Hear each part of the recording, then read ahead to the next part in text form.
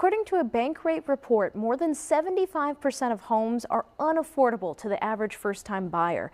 A new piece of legislation could make it easier and more affordable for buyers in Illinois to secure their first home. Last week, Congressman Raja Krishnamurthy introduced the First Home Affordability Act. This legislation would help first-time home buyers, especially working and middle-class families in Illinois, overcome the biggest barrier to home ownership, those upfront costs.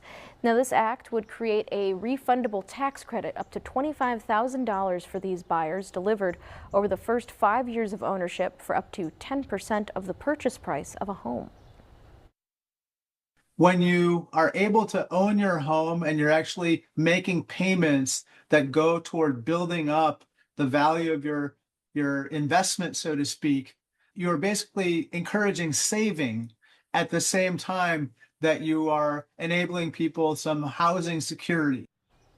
First responders, K-12 teachers, and child care workers may access the full $25,000 credit in the first year.